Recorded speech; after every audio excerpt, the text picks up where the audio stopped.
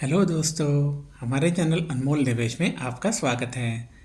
अगर आप micro cap, small cap तथा मिड कैप में इन्वेस्ट करते हो तो रिस्क रिवॉर्ड रेशियो जो होता है वो हमेशा आपके फेवर में होता है। स्टॉक का मूवमेंट किसी भी तरफ हो सकता है, कभी ऊपर जाएगा कभी नीचे जाएगा, ये आपके कंट्रोल में नहीं होता। इसलिए आप उतना ही पैसा माइक्रो कैप, स्मॉल कैप में इन्वेस्ट कीजिए जो अगर खोना पड़े तो खोने के लिए आप रेडी है। और अगर ऐसा रिस्क लेने से आपकी रात की नींद खराब होती है तो बेहतर यही होगा आप ऐसा इन्वेस्टमेंट ना करें, या फिर ये पैसा खोने की नौबत ही ना आए। इसलिए आप अपना खुद का रिसर्च करें, उसके बाद ही इन्वेस्ट करें। चॉइस आपका है। लेकिन आपने स्मॉल कैप, माइक्रो कैप तथा मिड कैप में इन्वेस्ट किया है तो रिस्क जो होता है वो एकदम लिमिटेड हो जाता है। Micro cap, small cap, mid cap में बहुत ज़्यादा रिटर्न्स मिलने की संभावना हमेशा बनी रहती है, क्योंकि आपके शेयर जब मल्टीबैगर बनते हैं तो उसके आपके जो शेयर्स लॉस कर रहे हैं उसका पैसा तो आपको बना कर देते ही हैं, लेकिन उससे कई गुना ज़्यादा पैसा आपको बना कर देते हैं और आपका पोर्टफोलियो वैल्यू कई गुना बढ़ा देते हैं। लेकिन इन सब में एक बात ज़रूरी है कि आपको अपने शेयर्स लंबे समय तक होल्ड करना ज़रूरी होता है। कोई भी स्टॉक सस्ता हो या महंगा, ये सब कंपनी फाइनेंशियल और फंडामेंटल स्ट्रेंथ पर निर्भर करता है। अगर कंपनी अपना सेल्स बढ़ाती है, नेट प्रॉफिट बढ़ाती है और सबसे इम्पोर्टेंटली अपने एक्सपेंसेस कम रखती है, एक्सपेंसेस अपने एक्सपांशन को अच्छी तरीके से एग्जीक्यूट करती है, तो कंपनी ज़रूर मल्टीबैगर बन सकती है।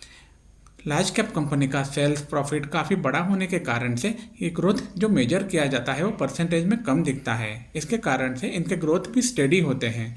लेकिन micro cap, small cap company में सेल्स प्रॉफिट पहले कम होते हैं, जिसके कारण से ग्रोथ के आंकड़े काफ़ी बड़े आते हैं। इसलिए ये कंपनियां बहुत जल्दी मल्टीबैगर बन सकती हैं। और ये कंपनियां जब लार्ज कैप बन जाती हैं तो उनके साथ भी सेम प्रॉब्लम होता है, लेकिन आपका पैसा तब तक कई गुना बढ़ जाता है। आज हम एक स्मॉल कैप रिसाइकलिंग करने वाली कंपनी के बारे में बात करेंगे, जिसका मार्केट कैप है 5070 करोड़ रुपीस। करंट प्राइस है 734, 52 वीक हाई है 770 और लो है 297। स्टॉक का पी है 24.2 और इंडस्ट्री पी है 33.5, मतलब एक अंडर वैल्यूड स्टॉक है। इसका डेट टू इक्विटी रेशो है 0.59%, फेस वैल्यू है 2 रुपीज़, आर है 41.2 और आर है 31.1। ये दोनों काफ़ी अच्छी लेवल पे हैं। इसका प्रमोटर होल्डिंग है 66.50%। हाल ही में प्रमोटर ने अपना होल्डिंग कम किया हुआ है 6.52% से। लेकिन एक बहुत अच्छी चीज़ भी है इसमें कि ये जो शेयर होल्डिंग कम हुआ है वो एफआईआर ने खरीद लिया हुआ है, इसलिए एफआईआर होल्डिंग अभी आ रहा है 9.32%। हालांकि करंट क्वार्टर में एफआईआर ने होल्डिंग बढ़ा दिया है 6.24% से। इसका नेट प्रॉफिट है 212 करोड़ रुपीज़ और कंपनी के कोई भी शेयर्स प्लेज नहीं हुए हैं। कंपनी के कंपाउंडेड सेल्स ग्रोथ की अगर बात की जाए तो हम देख सकते हैं टीटीएम आ रहा है 24%, पिछले 3 साल में 28%, 5 साल में 22 और 10 साल में 22%। यही सेल्स ग्रोथ ट्रांसफर हुआ है प्रॉफिट ग्रोथ में, इसलिए टीटीएम आ रहा है 32%, पिछले 3 साल में 68%, 5 साल में 35 और 10 साल में 27%। कंपनी का स्टॉक प्राइस CAGR है पिछले 1 साल में 135%, पिछले 3 साल में 140%, 5 साल में 37 और 10 साल में 41%। ROE भी अच्छी तरह से बढ़ रहा है। कंपनी के बिजनेस डिटेल की जानकारी ले लेते हैं। ये कंपनी के अलग अलग प्रोडक्ट के 5 वर्टिकल्स हैं, जैसे कि lead recycling, aluminium, plastic, rubber recycling और टर्न की सॉल्यूशंस।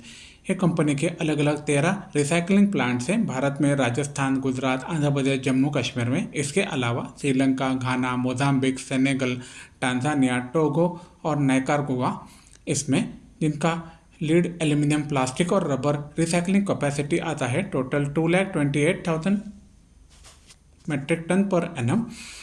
कंपनी जो प्रोडक्शन प्लांट्स है, कंपनी के रिसाइकलिंग प्लांट्स है, फिलहाल 51% यूटिलाइजेशन लेवल पे हैं। कंपनी के चित्तूर प्लांट्स हैं, कंपनी ने अपना रिसाइकलिंग कैपेसिटी जो है वो बढ़ा दिया है, 64,640 मेट्रिक टन पर एनम कर दिया है। इसके अलावा टांजानिया में, मुंद्रा में, ओमान में, टोगो में और सेनेगल में कंपनी के अलग अलग रिसाइकलिंग फैसिलिटीज है, जिन्होंने कई कई जगह पे कंपनी ने अपना रिसाइकलिंग कैपेसिटी बढ़ा दिया है। ओमान में कंपनी ने हाल ही में MOU साइन किया हुआ है बैटरी रिसाइकलिंग प्लांट बनाने के लिए। इसके अलावा कंपनी के टोटल पूरे जग में 375 प्लस क्लाइंट्स हैं, एशिया में, मिडल ईस्ट, यूरोप और अमेरिका में टोटल 38 कंट्रीज़ में। भारत में इनके 230 प्लस कस्टमर्स हैं अलग अलग 22 राज्यों में। कंपनी के मेन क्लाइंट जो है वो Snyder electric, Exide, Tata batteries, KEC, हमारा राजा इत्यादि। कंपनी अपने टर्न की सॉल्यूशंस के सर्विसेज जो है वो अलग अलग 4 सेगमेंट में देती है। Battery manufacturer, cable manufacturer industries, paint and pigment industries, die casting and plastic industries. Company ISO certified है। इसके कारण से कंपनी को ISO 9001 2015 और ISO 14001 2015 सर्टिफिकेशन मिला हुआ है। कंपनी के खुद के 31 यार्ड से 1500 ग्लोबल टच पॉइंट्स है। इसके अलावा स्क्रैप कलेक्शन का उनका FY23 में टोटल 2,05,000 मेट्रिक टन का कलेक्शन हुआ है। हम आपको बता दें, यह वीडियो सिर्फ एजुकेशनल पर्पस के लिए बनाई गई है। इसे किसी भी तरह की खरीदारी या बिकवाली की सलाह ना समझे। कोई भी आर्थिक निर्णय लेने से पहले अपने सेबी रजिस्टर्ड वित्तीय सलाहकार से सलाह जरूर लें। कंपनी के क्वार्टरली प्रॉफिट और लॉस स्टेटमेंट की अगर बात की जाए तो हम देख सकते हैं कंपनी का सेल्स था जून 20 में 258 करोड़, जो बढ़ते हुए मार्च 23 में हो गया 749 करोड़ और जून 23 में फिलहाल कम हुआ है 703 करोड़। एक्सपेंसेस भी उसी तरह से बढ़ते हुए हम देख सकते हैं। जून 20 में 246 करोड़ थे, जो मार्च 23 में बढ़ते हुए 686 करोड़ हो चुके हैं और जून 23 में 645 करोड़। लेकिन आप अगर ऑपरेटिंग मार्जिन देखेंगे, कंपनी का ऑपरेटिंग मार्जिन 8 और 9% कंटिन्यूसली मेंटेन किया हुआ है कंपनी ने। इसके कारण से नेट प्रॉफिट जो है वही भी हमें अच्छी तरह से स्टेबल दिखता है। कंपनी के ईयरली प्रॉफिट और लॉस स्टेटमेंट की अगर बात की जाए तो हम देख सकते हैं मार्च 13 में कंपनी का सेल था 398 करोड़ रुपीज़, जो मार्च 22 में पिछले साल के मुकाबले 8.5% बढ़ के हो गया है 1348 करोड़ रुपीज़।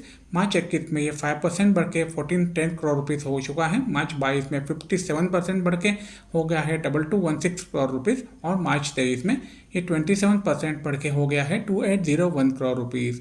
एक्सपेंस पे भी इसी तरह से बढ़ते हुए हम देख सकते हैं।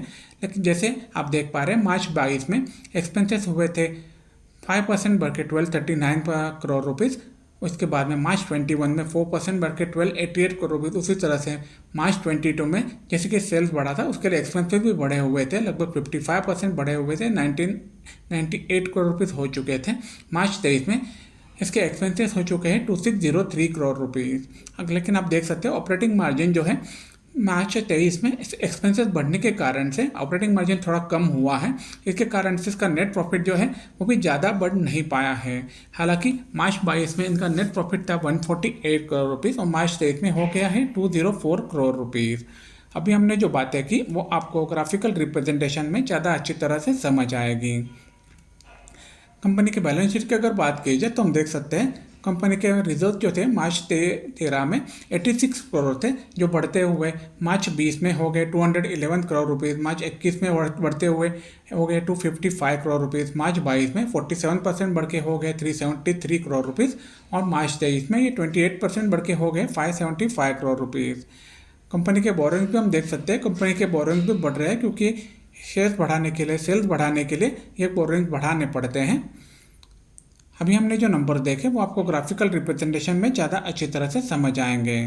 कंपनी के शेयर होल्डिंग पैटर्न की अगर बात की जाए तो हम देख सकते हैं सितंबर 20 में कंपनी के प्रमोटर्स के पास थे 72.51% शेयर्स। ये कंटिन्यूसली बढ़ते हुए आप देख सकते हैं दिसंबर 22 में और मार्च 23 में 73% हो चुके थे। लेकिन हाल ही में जून 23 क्वार्टर में प्रमोटर्स ने अपने शेयर्स कम किए हुए हैं 66.48%। लेकिन ये जो शेयर्स कम हुए हैं प्रमोटर्स के वो FIIs ने खरीद लिए हुए हैं। हम देख सकते हैं दिसंबर 22 में FIIs के पास थे 3.48% शेयर्स, जो मार्च 23 में कम हो चुके थे 3.08% और जून 23 में ये डायरेक्टली हो गए हैं 9.32%। ये काफ़ी अच्छी चीज़ है कंपनी के फाइनेंशियल के देखते हुए।